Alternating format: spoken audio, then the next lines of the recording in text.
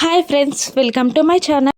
అమర్ హ్యాపీగా పిల్లల్ని excursion bus ఎక్కించి బాయ్ చెప్పి అక్కడ నుండి బయటికి బయలుదేరుతాడు. మరోవైపు దేవునికి పూజ చేసి సదాశివం గారికి హారతి ఇస్తూ ఉంటుంది నిర్మలమ్మ గారు. కానీ అప్పుడే గాలి వీచి సదాశివం గారు హారతిని కళ్ళకద్దుకోకముందే హారతి కొండెక్కుతుంది. ఇక హారిపోయిన ఆ హారతిని చూసి కీడుగా ఫీల్ అవుతూ ఉంటారు పెద్దవాళ్ళిద్దరూ.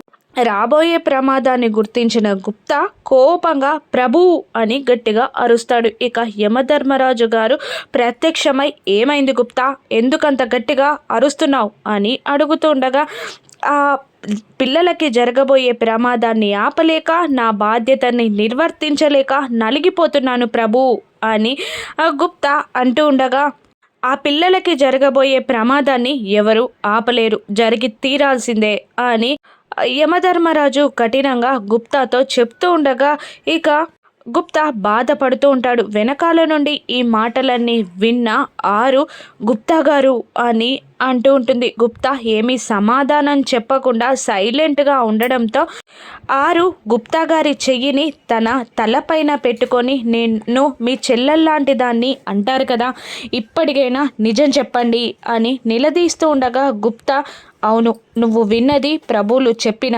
వారి ఉద్దేశం, పిల్లలకి జరగబోవు ప్రమాదం అన్నీ నిజమే అని ఒప్పేసుకుంటాడు. ఇక దాంతో టెన్షన్ పడుతూ ఉంది ఆరు. ఇక బస్ డ్రైవర్ పిల్లలందరినీ అదో రకంగా చూస్తూ బస్ డ్రైవ్ చేస్తూ ఉంటారు. ఇక ఎక్స్కర్షన్లో పిల్లలకి జరగబోయే ప్రమాదం ఏంటి, పిల్లల్ని ఆ ప్రమాదం నుండి ఆరు బాగి అమర్ ఏ విధంగా కాపాడుతారో రాను ఎపిసోడ్స్లో చూద్దాం. Thank you for watching.